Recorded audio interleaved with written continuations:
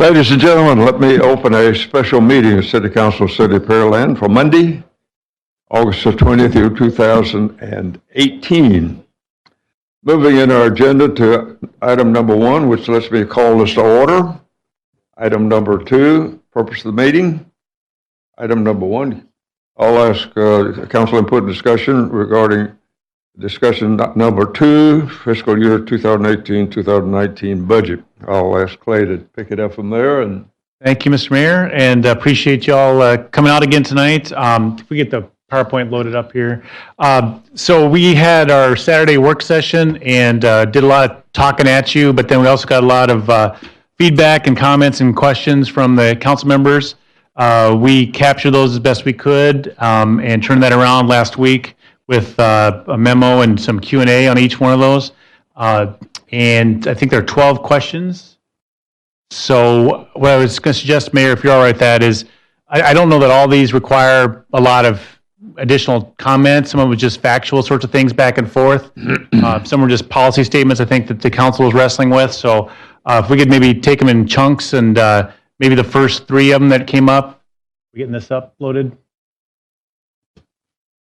So it's just that maybe we could just do that and go through those questions that you asked last time and see if there's any direction or comments from that. So okay, which that's the first question on page 2. Well, if I could, so the first, maybe just the first 3 questions. Ask the council if there's any comments or direction on that. There was a question about the Harvey impacts on the taxable value. We are still asking Brazoria County for additional information on that. And but we did give you some context in terms of the county-wide impact and what that means to Pearland. And then the fund balance, there's a lot of policy discussion around that. And we laid out for you that we are looking, we actually sent a memo out in February that we would like to inch that up and move that fund balance minimums up a little bit. And we gave you some numbers in terms of what that meant dollar-wise. And then we've also updated in the multi-year in case, it's a fair question if what that does to projections. If it's not 6%, growth, what if it's 5? What if it's 7? How that changes things around. So if I could maybe just throw those 3 out to you and ask council if there's any questions or comments or direction from that you'd like to have on those 3. Okay. I think we've been going over those in a workshop. So let me just ask council to, I'll start with Carbone. Thank you, Mayor. So in regards to question 2, I agree with the kind of the staff next steps that's outlined in the memo that was attached. Question 3. So currently as presented, we've got 6% growth, and then you show a 7 and a 5.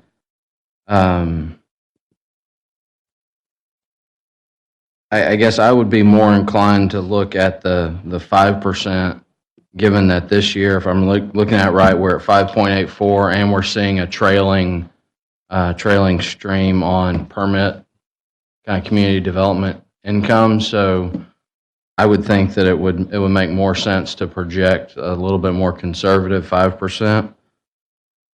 And then also in that table, it's showing a $77 million bond program, and I was having trouble reconciling that to one of the questions later on, maybe question 8, where it outlines like $124 million bond package. Sure. And maybe just back up on the fund balance, appreciate that feedback, and unless there's objections, I would see us marching along that path as far as the next steps.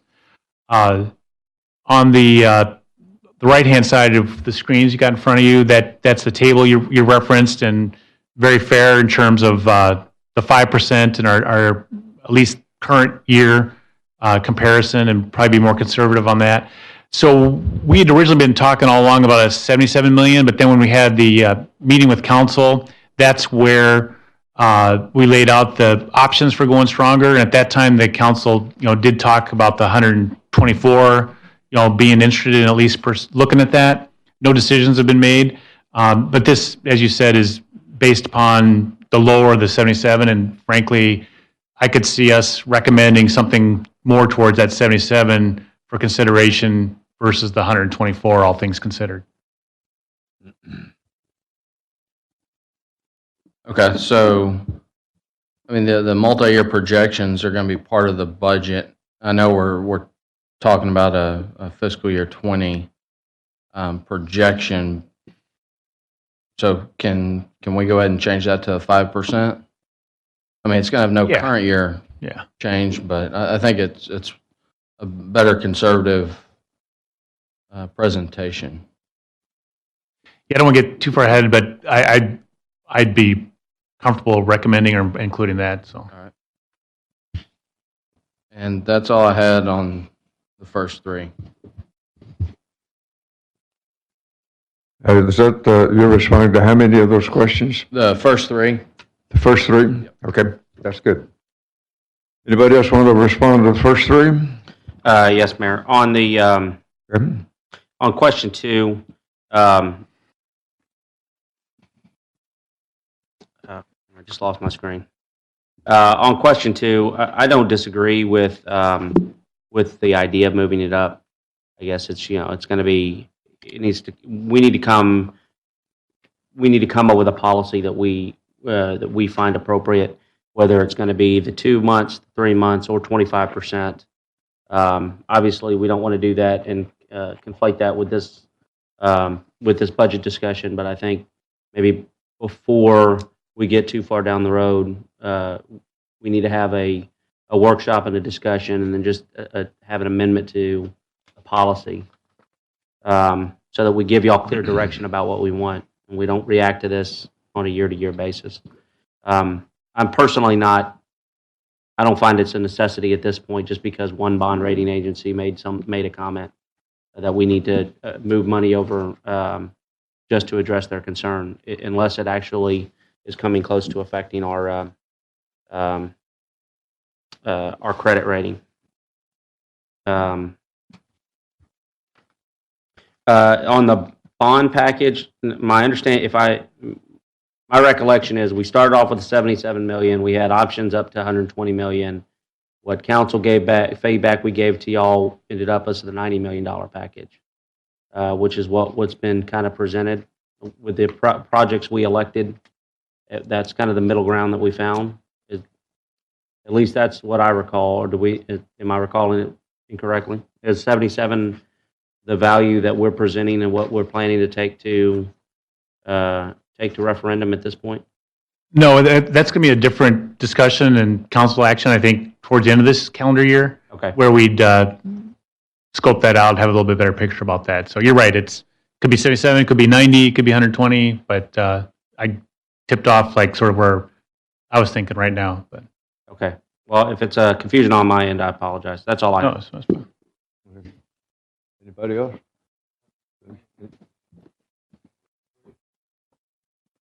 Any questions on item number 3? 1 through 3, which is page 1 and 2. I guess the only thing is going back to what the council member said, we're going to go back to 5%, 584. So the question wasn't our projections, and this doesn't affect anything other than, the projections. The feedback was, let's use 5% growth, and that matters a lot because it compounds obviously in year one, and that gives you the rates then if that were all to hold true in those future years. But there's way too many variables on that, so but it's just pushing that down a little bit.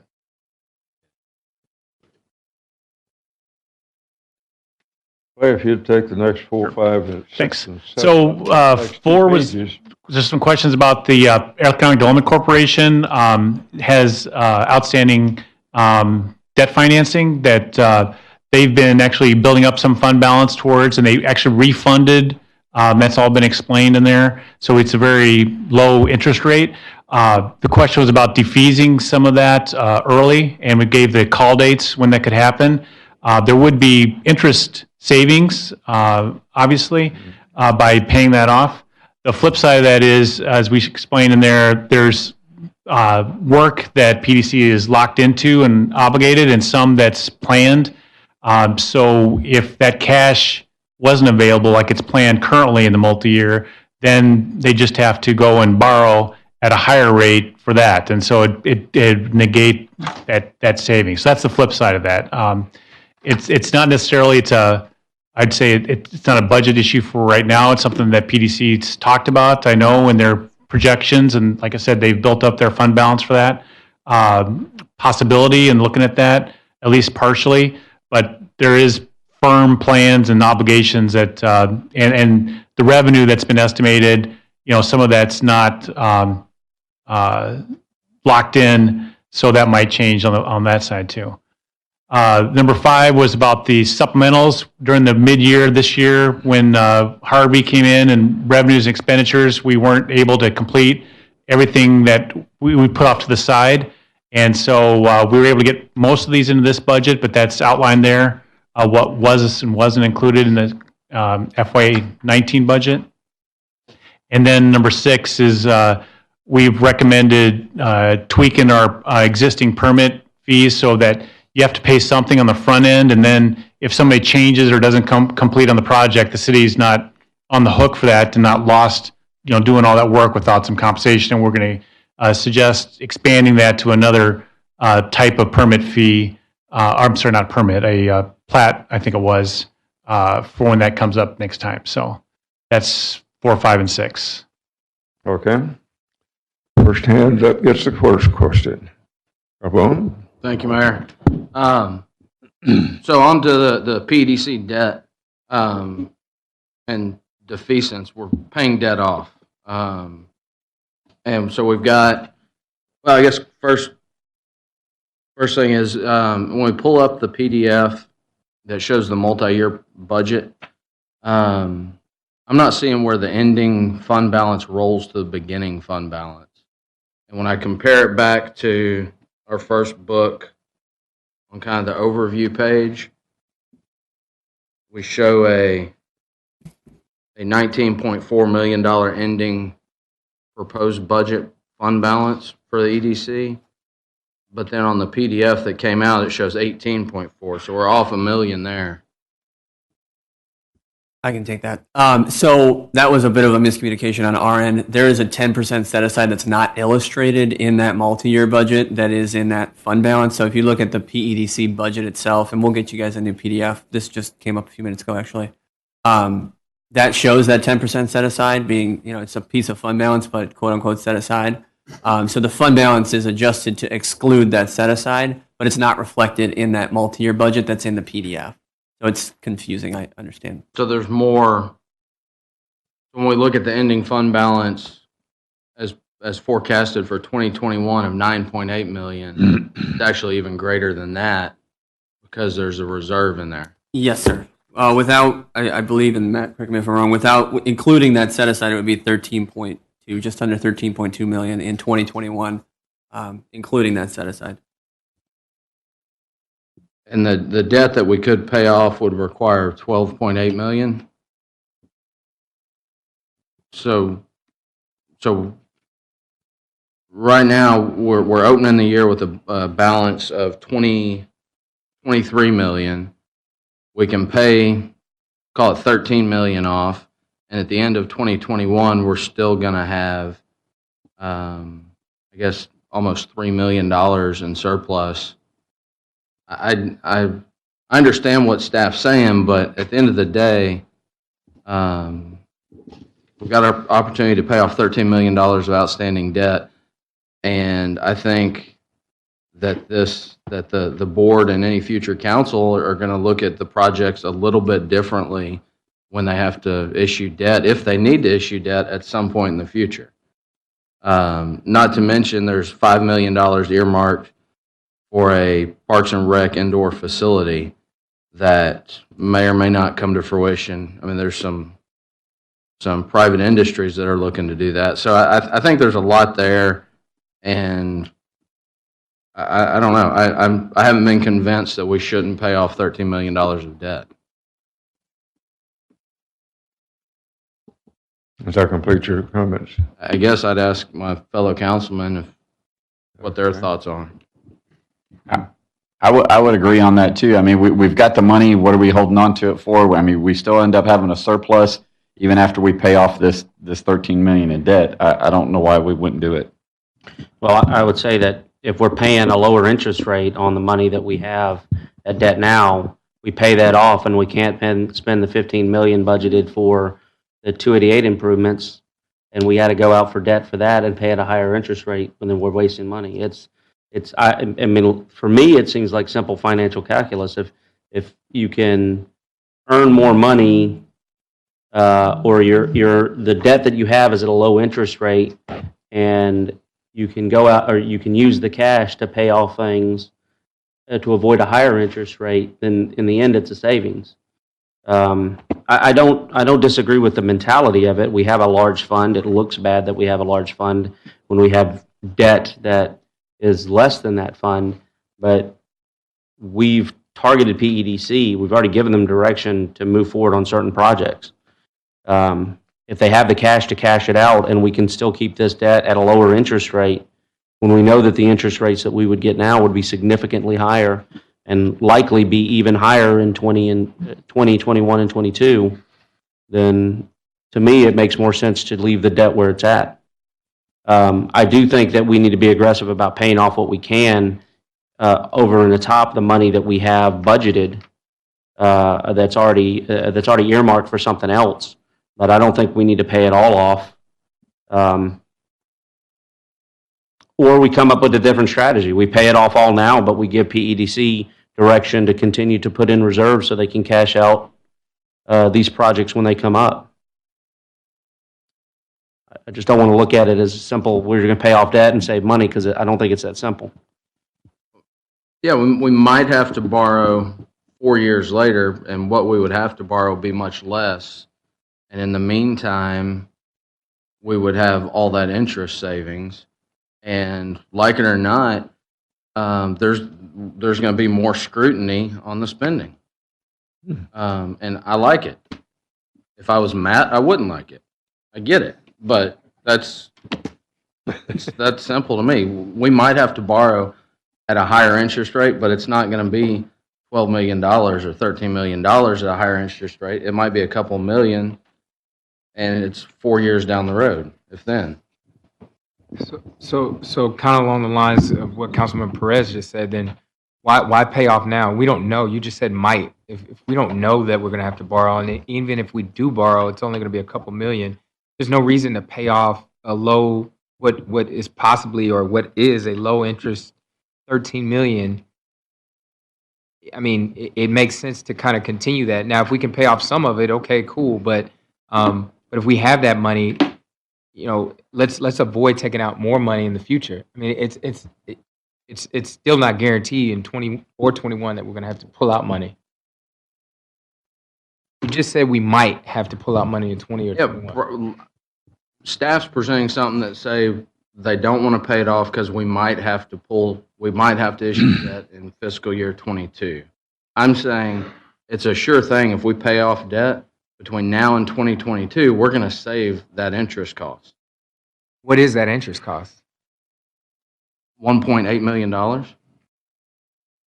What would we have to, I mean, you're saying that we may pull out $2 million in 2021. Is that 22? It shows. No, I want to just apologize if that's what you inferred from the memo, but there's no way we're going to do the State Highway 288 project and spend $15 million and only have to borrow $2 more million. I mean, we'd be borrowing, at least $8 or $9 million to do that project, and that's assuming that all the revenue that we have up on the top line from Business Center Drive and from Lower Kirby would come in. But there'd be no way we'd only borrow $2 million. I mean, I could maybe make a rosy scenario, maybe 5 or 6, but there's no way we'd only be borrowing $2 million. So I apologize if that's what's inferred from the, or you. I just see it as we have bills that we know we owe. We have cash and reserves that that can cover those bills. And I feel like, maybe we need to have a different discussion about what the policy is for PEDC reserves, and maybe we have the same discussion the same night we have about our reserves, and develop a policy so we give them better direction. But I think what I see it as, we've given them instruction as a council about what we want them to fund. Their board has made suggestions. We've agreed with that. We know what their projects are. We know how they want to fund it they want to fund it with the cash reserves. I feel like it looks good now to pay off the debt, but in the end, it's going to cost us more money. Matt, it sounds like you're saying we're going to take out money anyways in 22. Even if we didn't pay this off? If we do the projects we have forecasted. Now, obviously, I mean, I would imagine, though, at this point, we're not going to go back after we've spent the money on 288 that we've spent and not spend that additional $15 million. So if you don't want to spend that money, well, then we can pay off the debt. But if you want to spend the $15 million, and I'd always, caution you on our budget, it's not, this isn't an operational budget. It's a capital budget, is what this is. Very small part of its actual operation. So when you're comparing it to many other departments here, I mean, you got to look at this as a capital budget. So we're going to spend money in big chunks. I mean, we just approved a month ago $6 million to go on to State Highway 35. So we're going to spend money in big chunks. And many years ago, when we kind of started building up the reserves, the board kind of decided that, we don't want to, on these landscaping projects, go and issue debt to do landscaping, which I think makes probably pretty good sense that we're not going to, pay for landscaping with debt. So, we started building up this reserve with 288 in mind, but obviously 288 should have been open 2 years ago. But as you'll remember, with the concessionaire and the Harris County portion of it, it got delayed and delayed and delayed. And so that's why this money's been sitting on our books. Now, I just pushed it back another year in this budget, and I was probably feeling pessimistic at the time, but if it's done in the fall of 2019 and open, could it be in 2020 that we let a contract for a portion of that project, the northern portion, and start spending money in 2020? That could be a possibility, but if we have the money on hand, it's not, I don't get too caught up in what year I've stuck it in, because it's completely out of our controls. But now that we're doing the work at 518 and the work on 59, that could delay it even a little bit further. So, but yeah, I mean, so the idea was that we would spend on money on these landscaping projects with cash and not go out and issue debt to do landscaping. The $13 million we have in debt is for Kirby Drive that we did many years ago. It's for the McCard Bridge and the Bailey Bridge. Now, those are projects that are, 50-year projects that are appropriate for debt financing.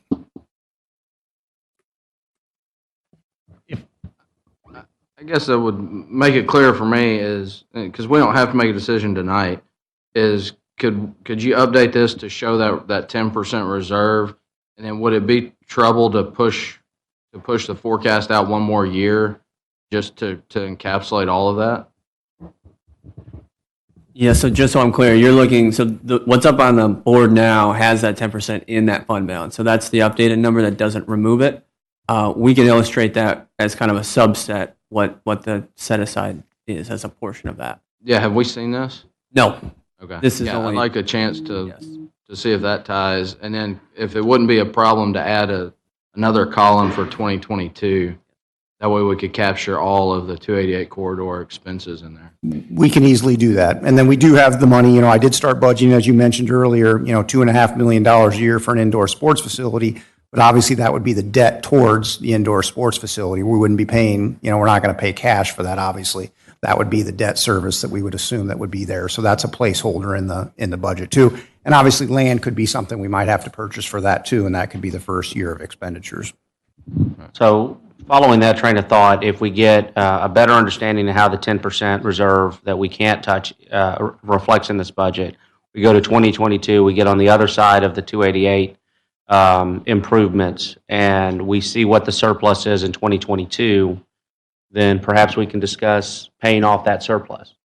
If there's $5 million or $6 million left in 2022 in the reserves, then we could look at that point paying that extra non-earmarked reserve money. But I also think that perhaps to avoid this conversation in the future, we need to establish better fund balance policies through PEDC, or at least have a methodology for justifying why they're going to hold money and for what reason. Can I add one thing? The current policy is 10%. That's a city financial policy that the PEDC is earmarked in the city's financial policies. The PEDC will also keep 10%.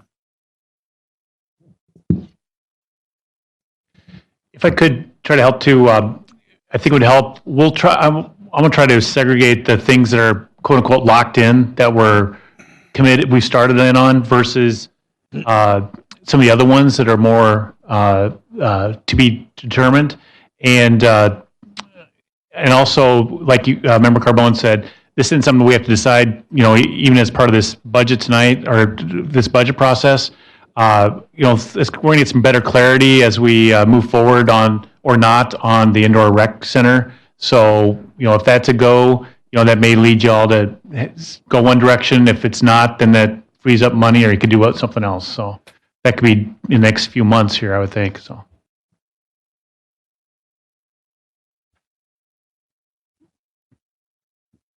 Any other question?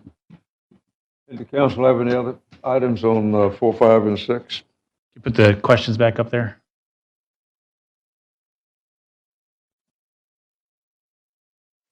I'd just like to show support for what we're doing with the community development fees. Give us the number you're working on. They're not numbered. 4. I believe that's 5. 5. Other fees for community development based on non-refundable components to them. So we're splitting them in 2 fees. I did see that PDs are not a part of that. So we're doing plating, zone changes, CUPs, but not PDs.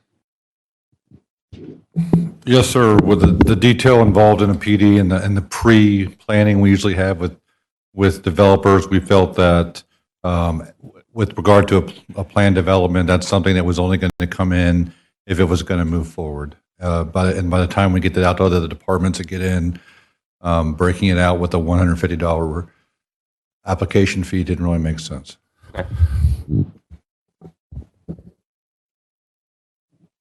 Council have any other questions on items 4, 5, or 6? And pick the number.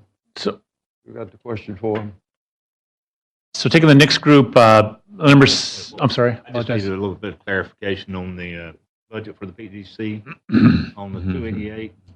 It gets out 2021. In 2021, is that for that $6 million?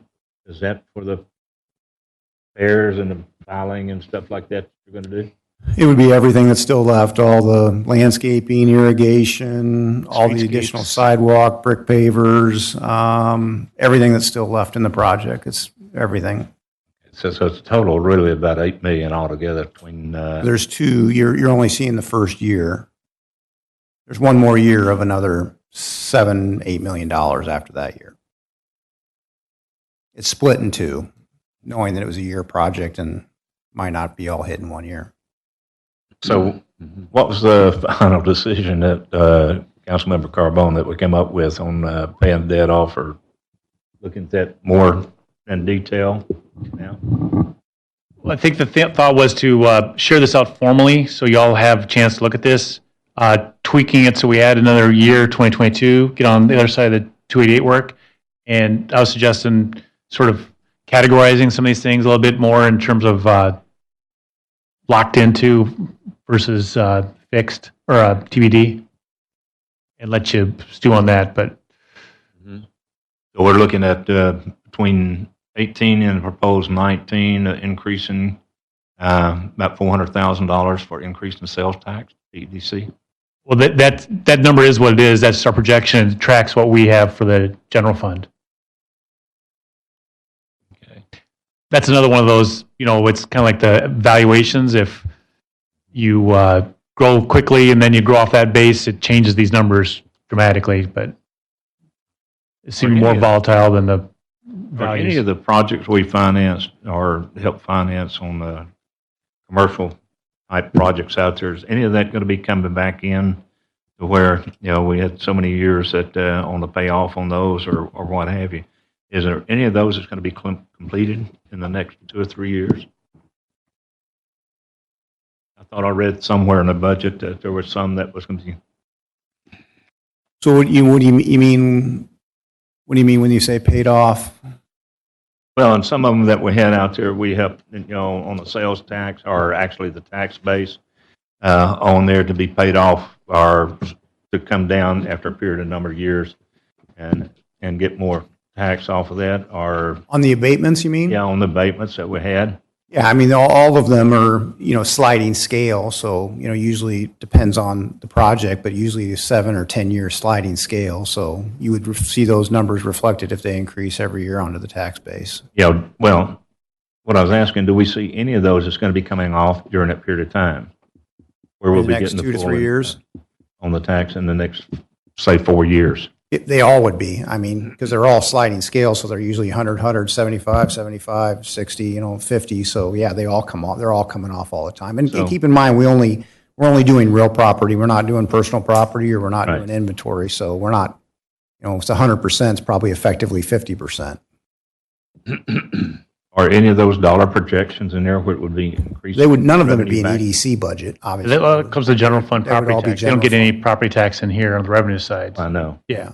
And it's going to be infinitesimal amount of the value. I mean, the real abatements are in the homestead exemptions and the over 65. That's where the big money is. It's nothing in the scheme of that for the general fund. Okay. Well, let's pick up number 5, if you whistle that, then. If we're ready, yes, sir. So 5 was more of a clarification on, I'm sorry, 7, question 7 was more clarification just on the those worksheets that we get and how the TERS factored into that, so we tried to explain that. 8, again, clarifying the actual future financing for the CIP and the totals and how that breaks out.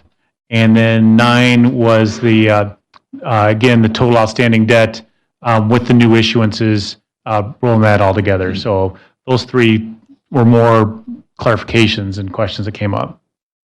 Okay, let the council pick one of the numbers and expound on it. Your concern. Mayor, I've got a comment on number 7. In 2017, we had a adjustable taxable value of 9.6 million with no TERS adjustment. I think that's with the TERS in there. Sorry, yeah, the 9 billion.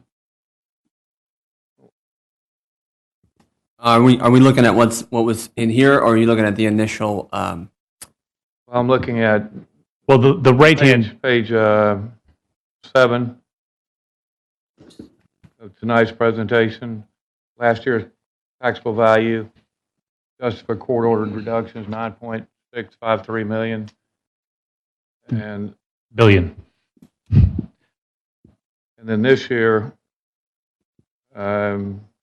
we're down to 7.6 million because of the TERS adjustment. Was there no adjustment last year? We've got a $2.3 million less of, or $1 billion less of taxable value. And that's one of the things I raised in our Saturday meeting. Yeah. I think the table on the right is trying to explain that, because I remember you asked about that. So the TERS, the certified values on the top line there, at 16A, that's from the worksheets. And then the TERS is the next line that's backed out there to give you the net that we actually levy our operating taxes on. In 2017, excuse me, the adjusted taxable value after all adjustments was 9.6 billion, and in 2018 we had 9.8, but we reduced it by 2.6 for the TERS adjustment, leaving us a taxable value of 7.3 billion. So it's almost a $2.3 billion less in taxable value. Was there no TERS adjustment in 2017? So I think, are you looking at the effective tax rate calculation worksheet? Because I see the 9.6 here for the.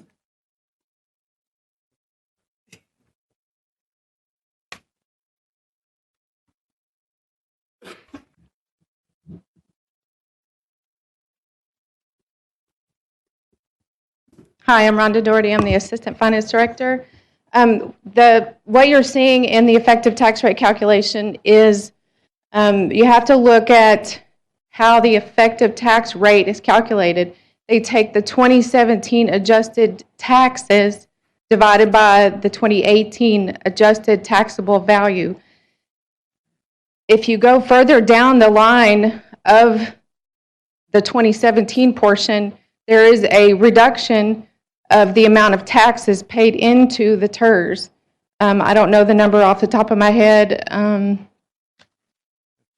It's a few lines below the adjusted Almost tax. $2.6 billion.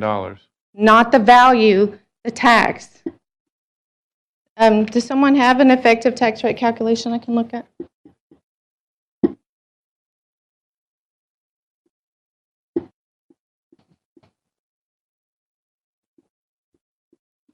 Yeah, total tax value. Yes, line 14 is the taxes in the tax increment financing for tax year 2017.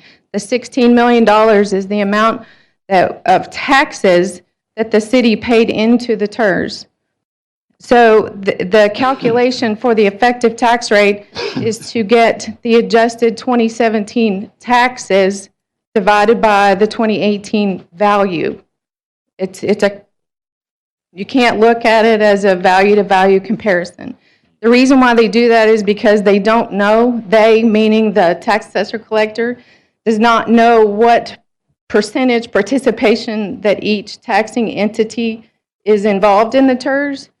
So they subtract the tax for the old year and subtract the value for the new year because the tax rate has not been assessed yet.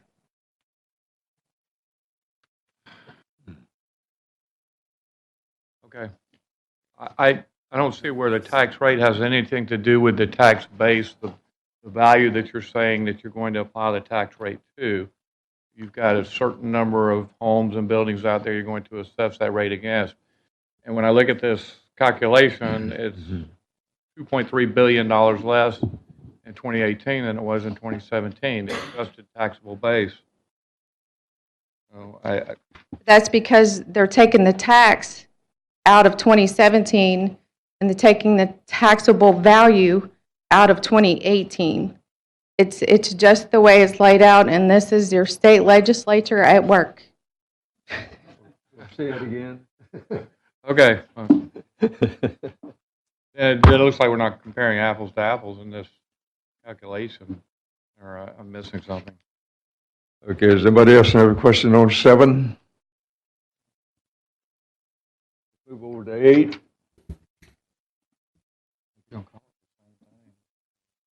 Council have any questions on that? Question number 8.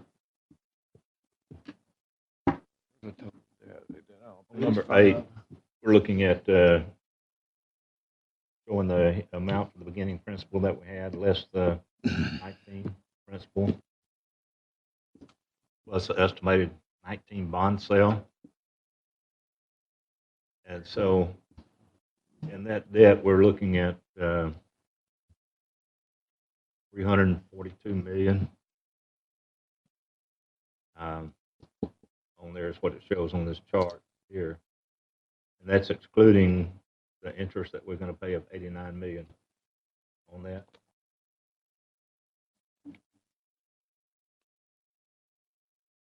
I mean, there's a couple things. One of them just shows what's outstanding now and the payoffs, as you mentioned, principal and debt interest. And then this one here shows the actual CIP and the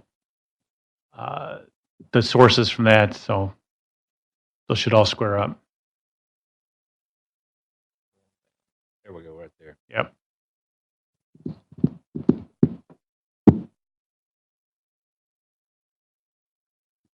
So that's less the FY19 principal, so that's what we'd be paying off. 19, 18,640,000. Is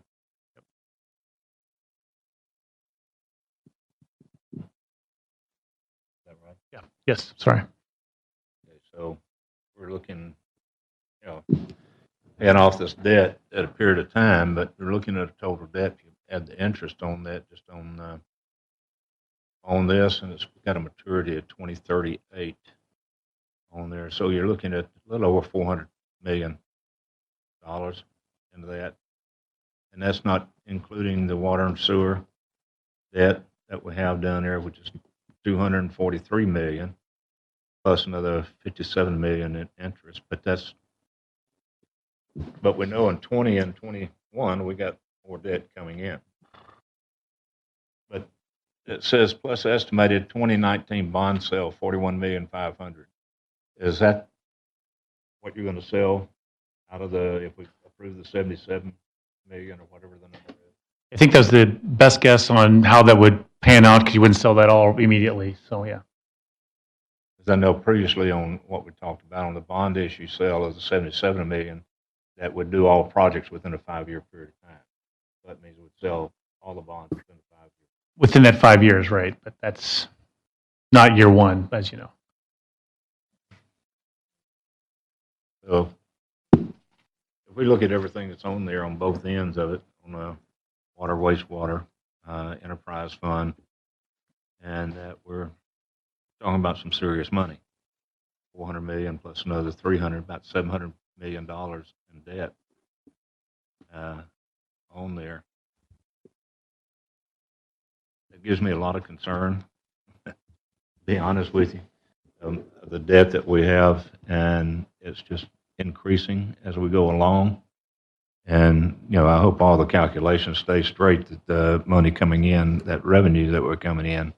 But we know that going through there, that the rate on the bonds and what we pay into it's going to be escalating, starting in 20, I guess it is. Pretty stagnant this next year, but in 20 and 21 and on out, it goes up to quite a bit of money that we'd be paying on our debt service in both areas, in the general fund plus enterprise. And that doesn't, the money, especially on the enterprise, I mean, what do we borrow from the Texas Water Board? Order of magnitude, $155 million. Do we have any? It's all included in there too. Do we have any idea of when that would be actually we'd be able to draw the first bit of water out of that project? 2022, 23? It'll be the end, Councilman Owens, it'll be December of 2022 is our plan right now. Between now and 2022 is when we'll draw down the whole 200-something million dollars that we borrowed.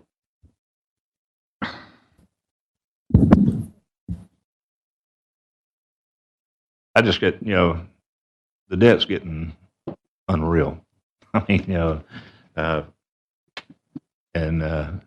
so, that's something I just think, we really need to watch that as we go through, because and I know I've seen most of the things on here of what it would be in a period of time and the low interest and everything, but yet still we've got a lot of debt coming in front of us. And I hope we're watching that real close, especially as council members. Do you have like a suggestion on an approach we should be doing different? I mean, the debt is to fund and operate the city. I mean, we could stop doing capital projects for about 10 or 15 years and just pay off debt. But, I mean, when people's house floods, Or we can just continue to keep spending. Well, I'm just saying we need to watch it and take a look at it and see where we're at each year as we go through and how much bond and how much debt we can incur.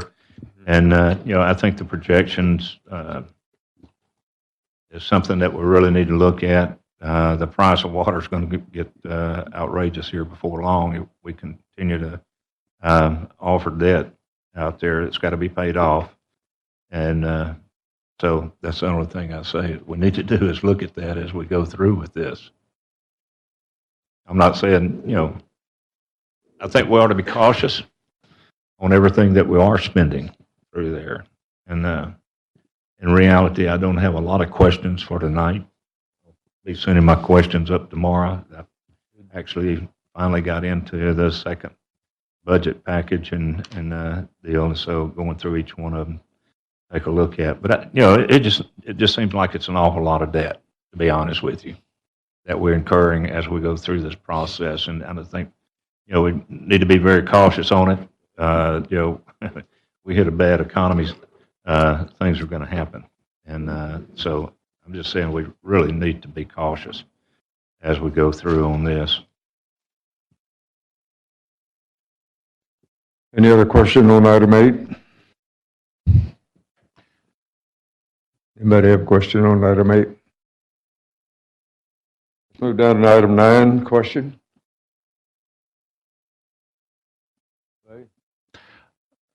All right, so the next group, 10, 11, and 12, we put out a table of comparable cities. We don't have any real additional information in terms of what those other cities are doing. For Pasadena, I think they were projecting a 2%.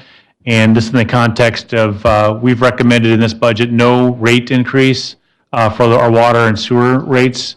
There is a adjustment on the refuse garbage side that's required by our contract, but relatively small. And so for those water and sewer rates, there's a lot going on in this year upcoming, as we all know, in terms of our capital, but also the meter program, and had a good sales year in terms of water usage. And so we're comfortable, and we can keep to our ratios and not have any rate increase for next year, just keep that constant, and allows us to focus in with that meter program. And the water and sewer revenue growth assumptions, we answered that. Frankly, can't remember what that was around, but.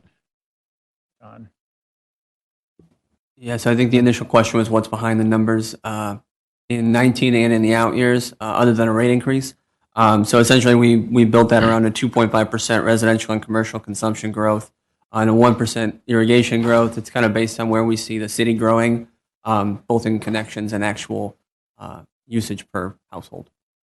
And then number 12 was around the meter impact. We replace meters every year, but the difference is we're doing them en masse in the next 12 months, system-wide. And so, we tried to show you how we've anticipated, that trade-off. And, without the meters, we can't bill. And, that's the payoff, and the return is that we're able to measure precisely what is used at each point and each customer, and build that out accordingly. So that's shown out in there. Anybody have a question on item 13?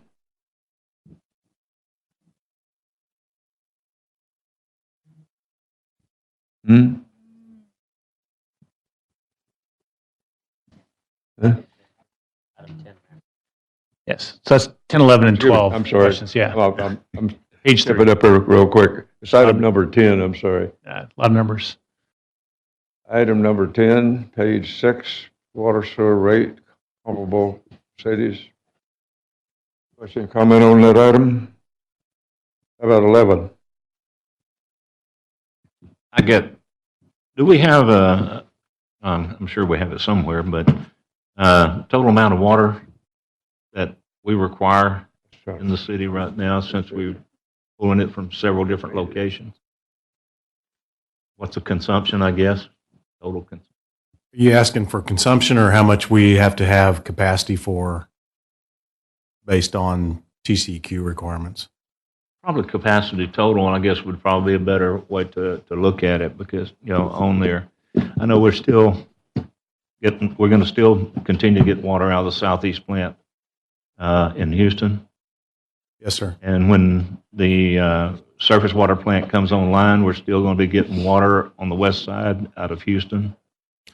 Or are we going to cut that out when we run the water line down McCard over to the west side out of the southeast plant? Our current water model shows that as we head towards build out, that we will need that capacity in our system. And so, we can't cut that off, but it's more for max day use. The calculated amount we have to have available during max day demand. And so that we can't not have that connection so that we can properly provide and meet that requirement. The one on the west side over there that we're taking the water out of Houston, I know it's come up with water increases, the price of water that we're paying over the last 3 or 4 years, really, every year an increase. What is that we're taking? Is it 5 million a day? Pay or take? It's 6 million a day. How many? 6 million. Okay. I think the only time we've hit that was during 2011. So it's a pay or take. We get charged for 6 million. What we use The take or pay is set at a lower rate, a lower number, based more on our average consumption. And then when we exceed that, we pay a surcharge on the rate. But that was set to minimize the overall cost because we only go over that during the higher use months. Okay, so the rate is staying flat, right, for this year? There's no increase in our rates No to our customers proposed for 2019. Okay. Zero. 2020, it's what, 5 something increase? 5.2 is the projection in the forecast, And the following year? and then 2021 is 12.2. Is there any time that those get revisited every year? Yeah. When we update the numbers and the water's the financial model for the water and sewer funds. So, every year we relook at that. Okay, so looking at 2022, when we bring the water plant online out there, do we see it leveling off on what we're charging for water? or That'll what? be at the end of 2022. Yeah. So really fiscal year 2023. And, we haven't really modeled it out that far at this point. It's based on not only our operating costs, but, the capital costs associated with not just water plants, but wastewater plants. So one of the things, of course, we're monitoring right now is a couple of our wastewater plants that'll be due for an expansion. The Barry Rose plant, which we look like we will be moving forward with that in the next year or so. And then the SWEC plant, which we've been able to push both that and Barry Rose off with a little bit slower growth.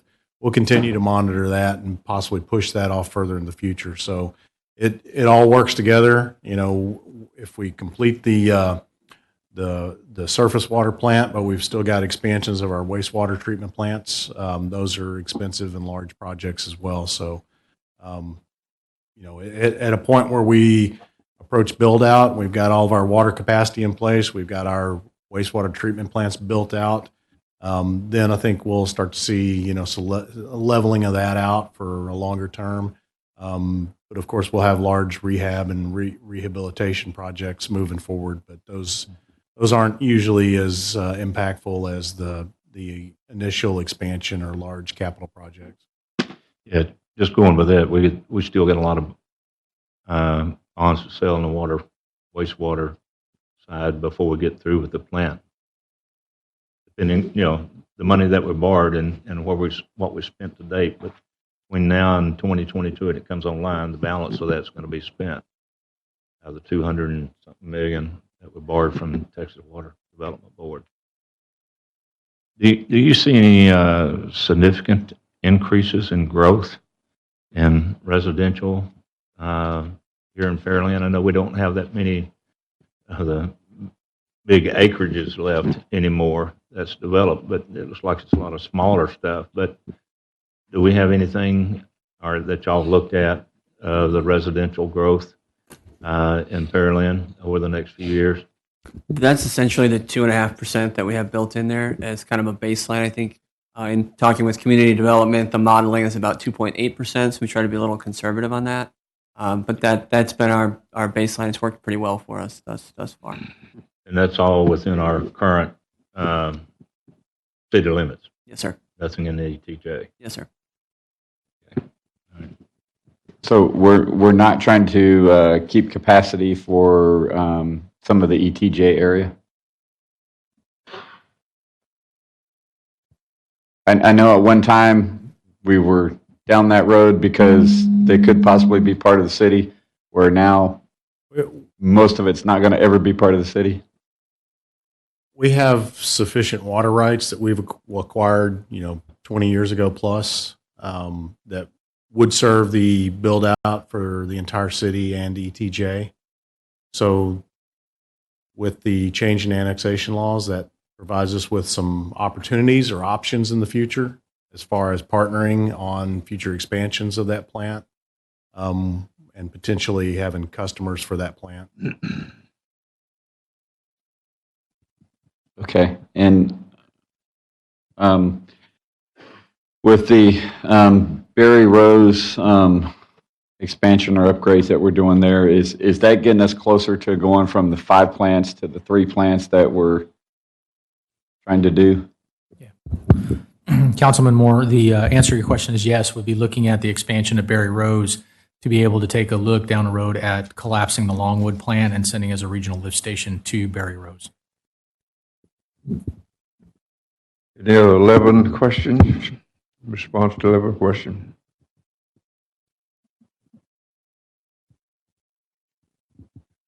Anybody wants to talk about number 12, which is the AMI meter impact on multi-year budget?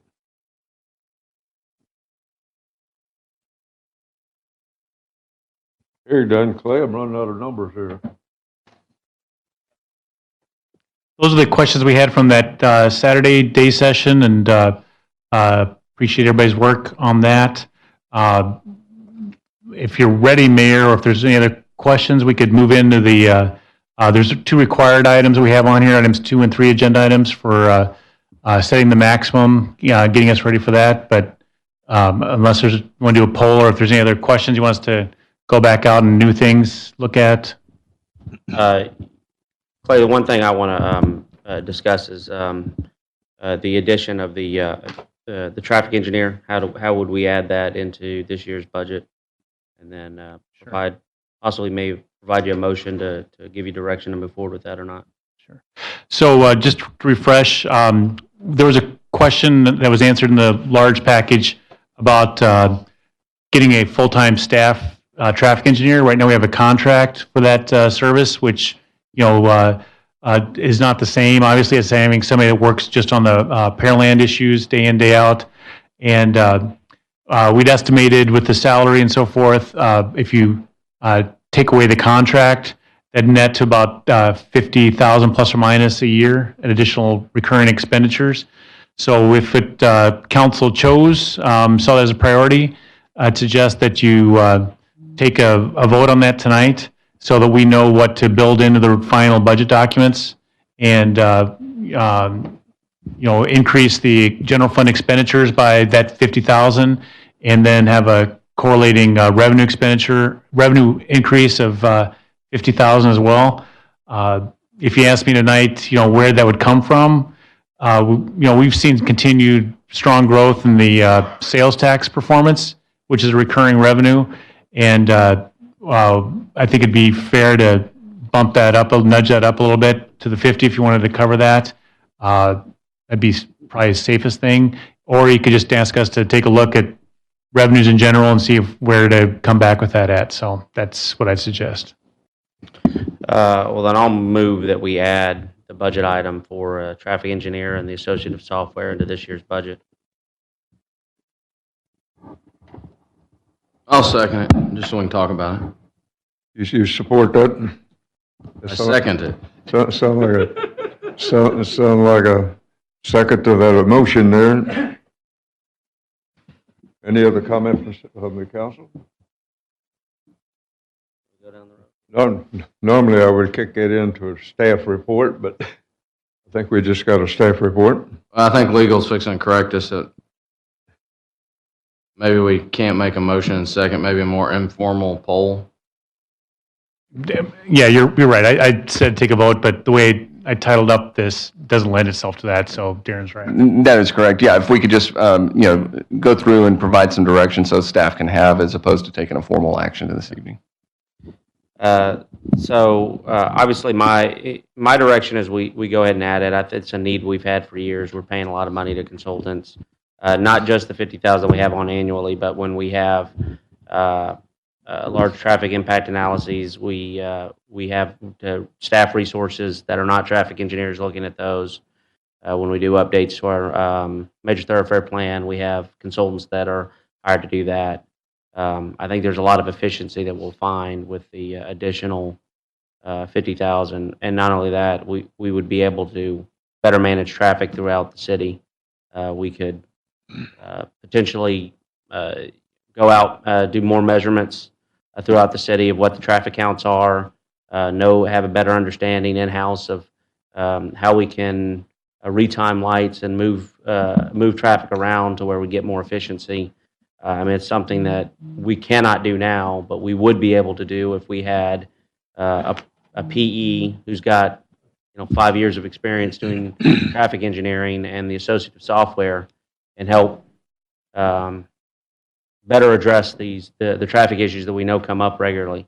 I think particularly when we get into the holiday traffic, coming up with a timing strategy for a lot of those signals that has been developed by an engineer to help clear out traffic through 518, clear out traffic through McCard, to better deal with this traffic, at least a better plan than what we've had thus far. So, I mean, obviously, I feel like it's a priority for us, one that we put out for a while. Harvey didn't help us a bit on our assessed value for homes, which translates to income. Clay, what does that do to our budget? So we have a balanced budget now, and if we increase expenditures 50, we need to offset that with revenue of 50. That's one of the factors of not having any freeboard on the fund balance. So, like I said, I think it's very legitimate to nudge up the sales tax revenue for next year. Again, seeing steady, strong performance there. I think it can handle the 50 and be safe. I guess one of the questions I have, and I guess our staff can support that or not.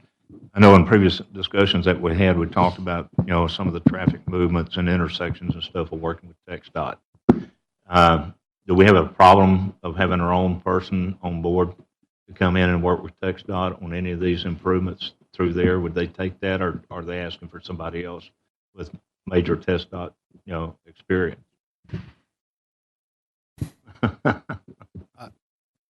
I think, so is the question, would TxDOT be open to recommendations or changes that a city traffic engineer would recommend or propose?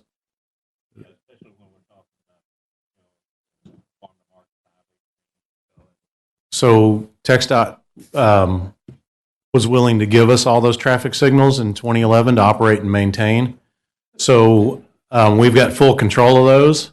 And so, yes, we are free to make any changes that we deem necessary on the signal system. When we look at intersections and recommendations for additional turn lanes and things like that, I think we've seen TxDOT open to that if we bring money to the table as well. We're about to look at the intersection of FM 518 and Dixie Farm Road, and we've had initial discussions with TxDOT, and as long as we're bringing money to the table, they're willing to look at improvements to their system as well. So I think, us bringing traffic engineering expertise on the local level to them, they'll be open to that. Okay, good. What would you expect the 5-year impact of adding a traffic engineer to the city be? I know, do you think we would save enough on the consultants we use and pay out of the city's budget? Or is it going to be a allocation of tax revenue from another source to pay for this additional employee?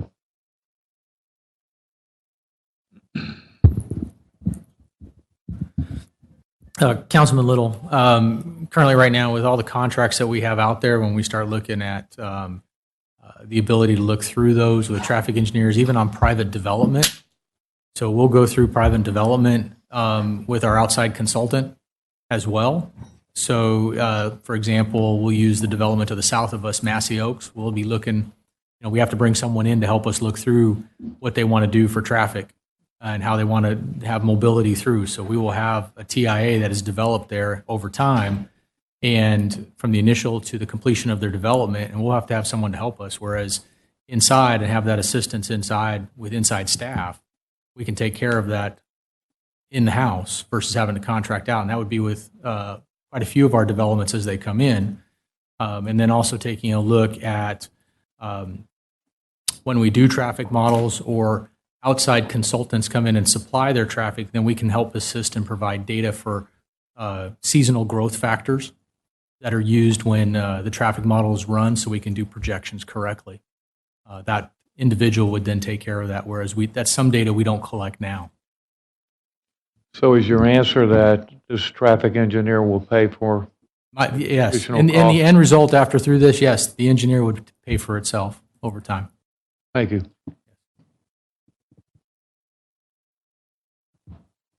Mayor, I would just say that the 2017 citizen survey had safety and mobility as the top concerns. So, I mean, the traffic engineer I was pushing for last year, I think I'd have to support again this year, even with the tight budget, assuming staff can find some way to make it work. And mobility and safety aren't mutually exclusive, and that the quicker we can get officers to a site or fire to a site, the safer we are. So I think if staff can make it work, I'd be supportive of it.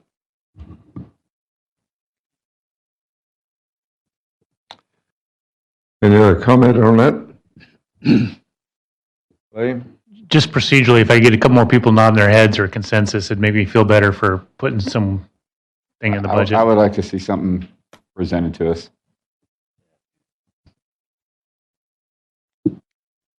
Have we nailed down the cost of what this is? Sure. I mean, we had it in there. John, do you have it handy or? Sure. So, I mean, if we're talking about actual dollars in the general fund, can you get me on the click share? I can show you.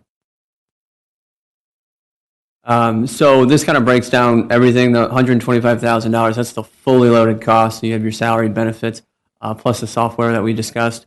The allocation from CIP funds, I think as Mr. Upton hit on, we can allocate some of this over there because of the service it's providing to those funds.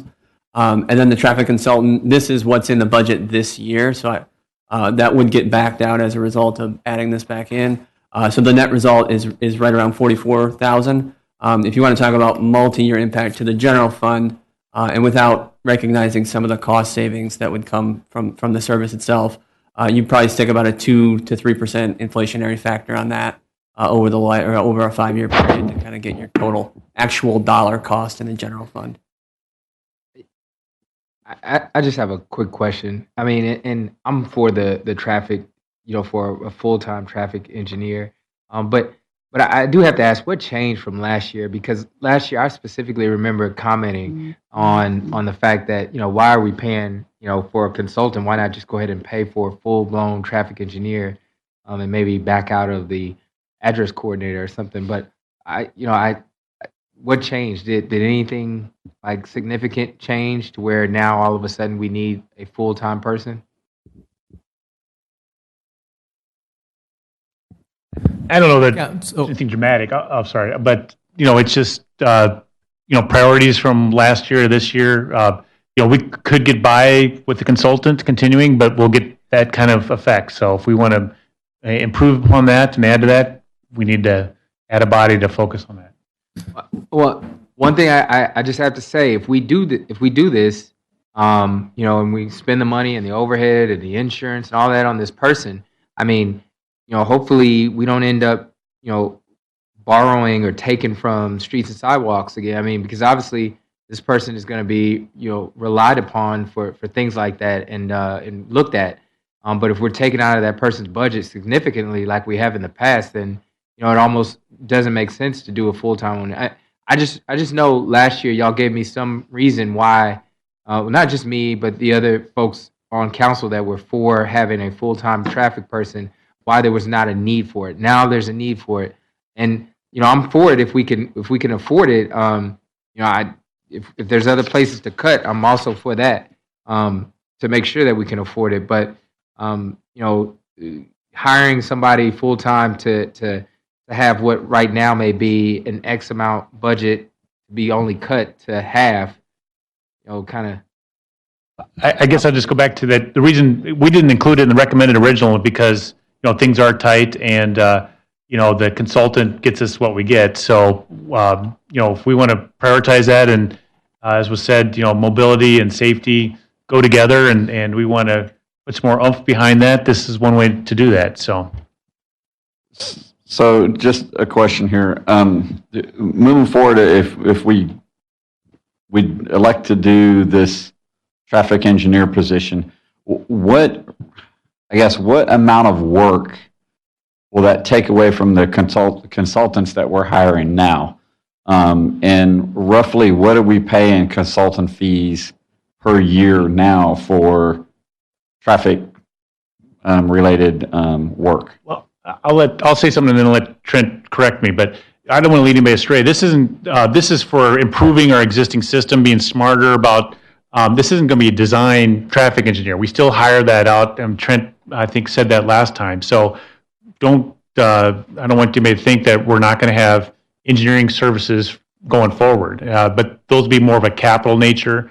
This is for somebody in-house that can review plans and our what the work that others are doing, the consultants, but they're exclusively working for us and going to be dedicated to that. So it'll improve the quality of that, but it won't be a one-for-one kind of thing that we're able to offset. No, and I was just wondering what amount of workload would that take off of the consultants and cost of consulting fees that we pay now? I mean, that's the $50,000 on the screen. Right. It'd be that kind of work that we'd be offset, yeah. Councilman Moore, let me add to it. Yes, there is that consultant that we do hire out at $50,000 a year as on-call services, but we also are doing some of that work in-house as well. So it's beyond, it's in addition to that we capture that myself and then my other assistant city engineer is also doing to try and facilitate moving forward so we can keep our traffic consultant within that $50,000 a year. And so we're doing that in-house as well. But this person would then be able to handle the citizen requests, the traffic committee, working with PD in those areas that we get in on a regular basis that we have to address. So it's not just basically consultant fees that we're going to save. It's giving back some time to current staff to do other work that they should be doing instead of dealing with this. That is correct, Councilman Moore. It's also to be able to be even more responsive as well. I mean, we're responding to our citizens, but it's also to give a better return as well. Okay, thank you. William? Well, I'm just looking at the salary and then traffic and stuff like that. It says 25% will come out of the CIP fund.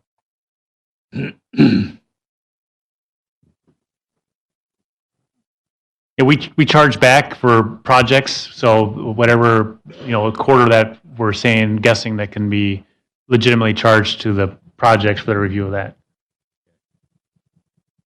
And that would be for every year, or is that just this year to get on board? That's annual. Okay.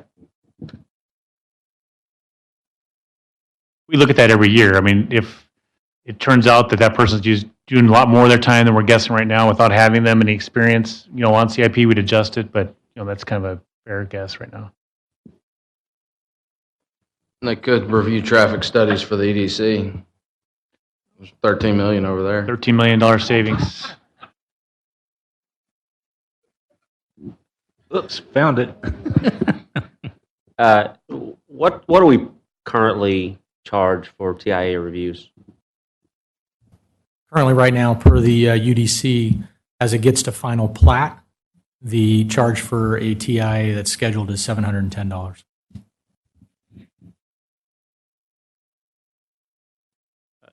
Do you think there's some logic in adding that to the list of services that we provide a processing fee and then a final fee? So the TIAs are sometimes submitted preliminarily and often change as the project develops. Is that something additional revenue in that fee would be beneficial not only for the offset the cost of this employee, but generally provide more incentive for it to be correct when they get it submitted? He's always I'll say is that there's always an incentive, but the aspect that the engineer is stamping it is going to make sure that it should be correct, irregardless of the fee. I admire your optimism. But if you're asking, is there a certain portion where we get to the end and then refund funds back? Is that what you're asking, Councilman Perez? Or are you saying, I guess structurally, is there a need to adjust that fee in order to be able to help fund for this position? we would have to take a look at that in review with community development and take a look at that fee. Have any other questions or comments at this point? I do know that we decided not to buy some of our motor vehicle equipment, and we decided not to, at this point, we also delayed the action of hiring some other key personnel in some other areas. Is the net gain to the city for a traffic engineer with this expenditure? I think we probably need one, but that's not the question. A lot of things I'd like to have if I could afford it. But I think, is that something we desperately need today, and we're suffering out there because of that?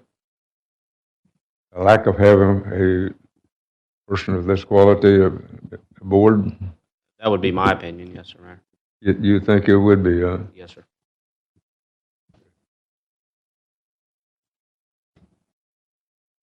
Any other question or comment from council?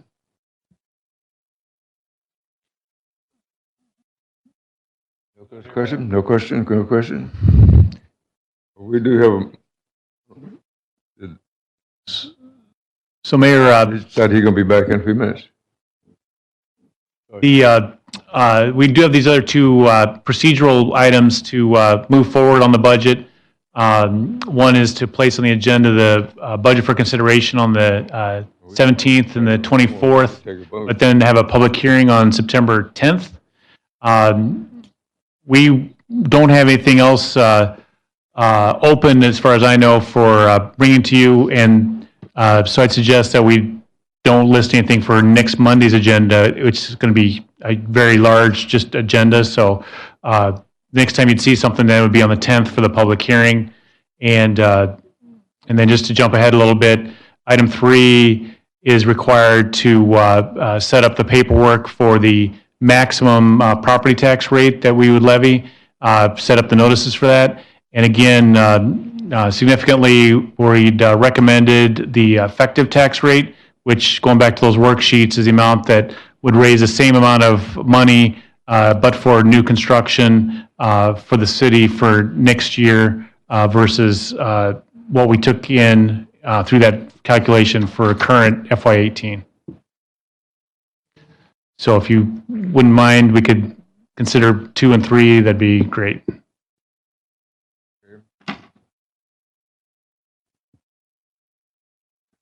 Are we through with the discussion on the others? Let's proceed with item 2.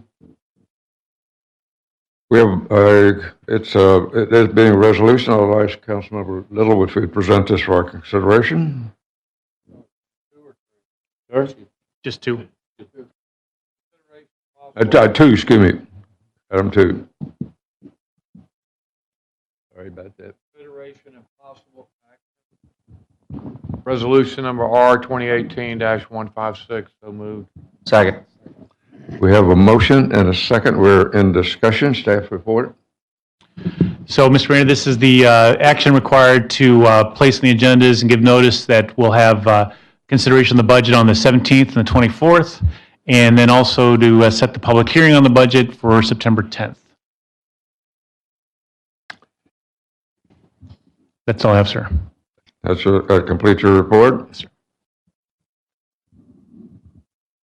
Further comment from council at this point? Mr. Secretary, we do have motion second on the floor. Councilmember Little? Aye. Councilmember Moore? Aye. Councilmember Owens? Aye. Councilmember Carbone? Aye. Councilmember Reed? Aye. Councilmember Perez? Aye. Motion passed 6-0. Councilmember Moore, would you present item number 3? Thank you, Mayor. Consideration possible action resolution number R2018-154. So moved. We have a motion and a second. We're in discussion. Staff had any clarification on that, this one? Hearing that, we're as city staff to eliminate on this a little bit. So this is the notice for the public again on the city's property tax rate. We're generally between 20 and 30% of any total tax bill from the city side, and for that provide daily police, fire, public works, parks, drainage, all the essential services of life in the city. And this year, we're recommending increase in the rate from the current, about 2.4 cents. But that does, again, by the calculation, bring in the same amount of money to the city that we had last year. That's factored into slowing values across the city, still increasing on the whole, but about half the properties in our homestead analysis showed that they're slightly negative or zero change from year over year. And for the rest of them, majority of them are more moderated growth. So this rate, while it's going up, have to keep that in mind in terms of the value proposition and how that's affected on that side of the equation. Council have a question or comment on this item? I'd add that once we do this, this would be the maximum. My understanding is we could not go up from this if we wanted to in September, but we feel this is our recommendation, and again, staying at the effective rate. All right. That's a good motion, and we have no council response.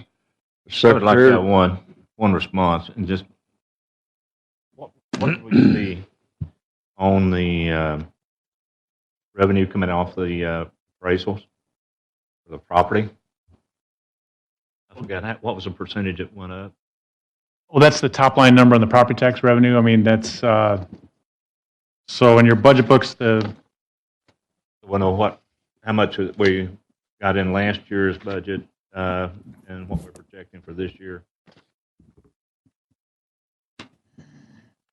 So overall, when you look at actually the money that's going to come into the city, it's 5.6% more than last year. If you look at the kind of attachments to your agenda item, that front cover page, I think we talked about this last year. I'm on page 5 of 8 on that AR. Actually shows us at a negative percentage for the amounts coming in from property taxes, and that has to do with some of the TERS and again some of the state mandated calculations and publications. Oops, I'm sorry. But when you're actually talking about our budget, it's a 5.6% increase on how much we're getting from property tax. So what we're getting is a 5.6% increase in property values and valuation. Yes, sir. And that's more or less entirely driven by new construction. And so we're going from a 68.5 to a 70.91 in the tax rate,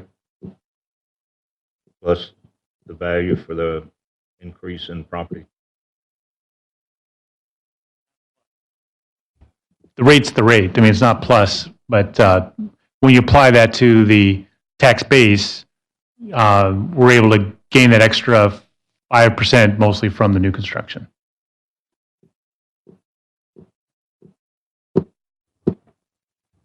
And as we showed you in the budget, if we didn't adopt, if we went lower, down to that current property tax rate, this budget would not include anything. We'd have to gut the streets and sidewalks that we do have. The 2% cost of living for employees have to go down to 0.5%. It's just nothing good about that for delivering services. That's a question. Is the money for the COLA already in the budget? Yes. And each one of the departments, and so when we look at wages and salaries, and each one of the departments, it already has a 2% included in it. Yeah, we did that, yes.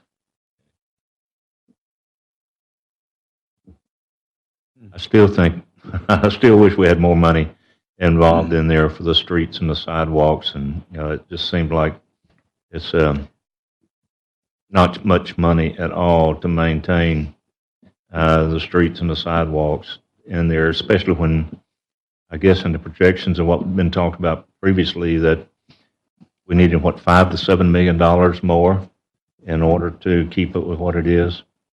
On the order of magnitude of 4 million to maintain our current pavement rating.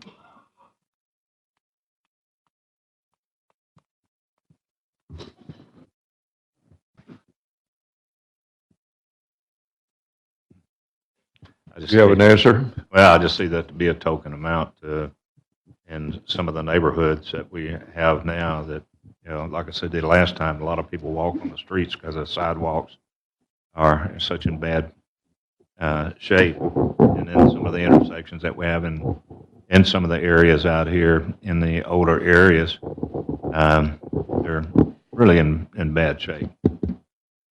And the money that we're putting into that, what, 240 something thousand for sidewalks and 463,000, I guess, something like that, and for repairs in roadways, that's just, it's not much money that I see going back into the neighborhoods. That's helps areas out that the people live in. I just wish there's some way that we could find out how to increase it within the budget that we have.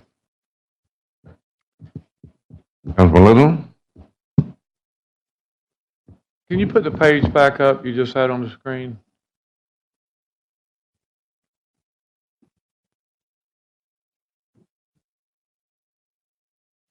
Okay, it says the budget will raise less revenue from property taxes by $14.3 million, a 21.74% decrease.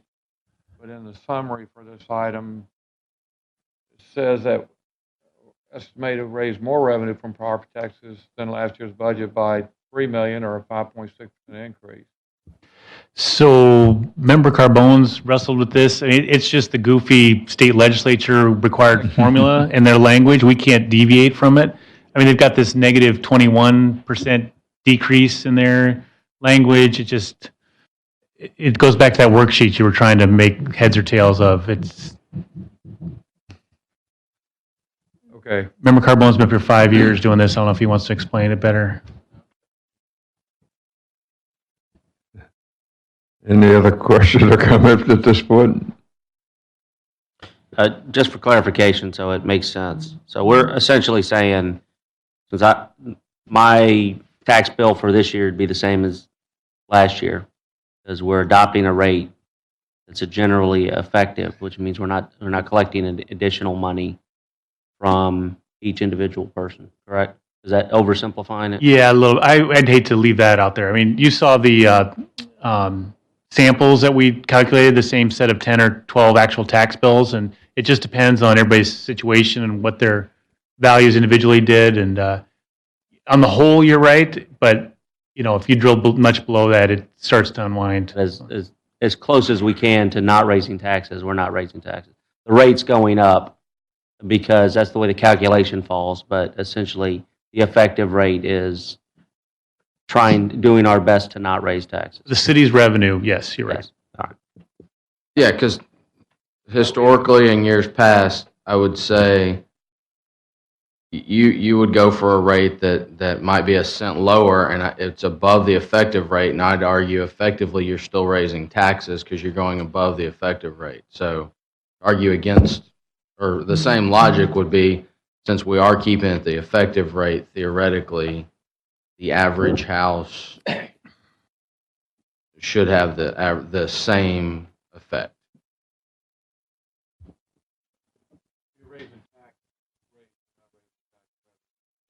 Correct. Yes. I think and last year, you would argue that you lowered the tax rate, and I'd argue that you raised it because you went above the effective rate.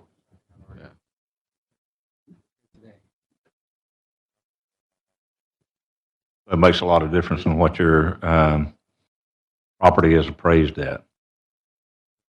Makes all the difference. Yeah.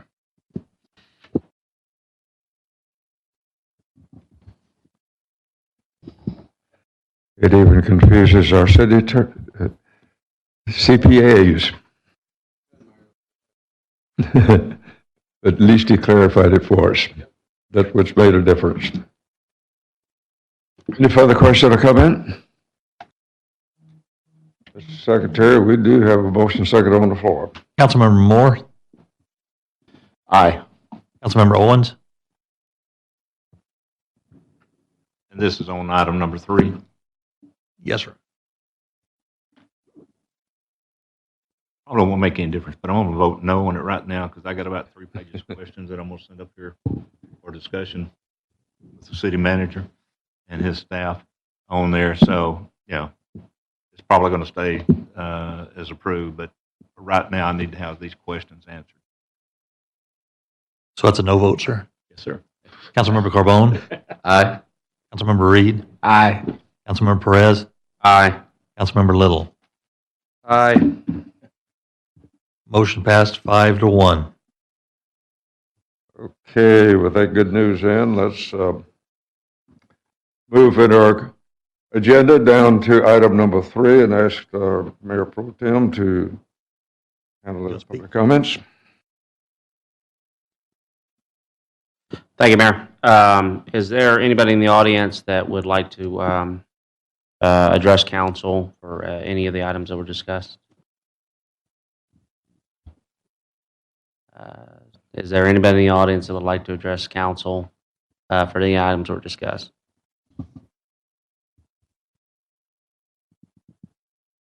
Third and final time, is there anybody in the audience who would like to address council for any of the items that were discussed? Are there any CPAs in the audience? Looks like we're okay, Mayor. Good. No comment? Clay, do you have any wrap-up comments at this point before we adjourn? It's John McCarter's birthday today. He's our budget officer, and so he's here on his birthday. So we should Happy adjourn birthday. and go home. Okay. Moving to item number 4, it says adjourn. And I will respect the instruction. We are adjourned at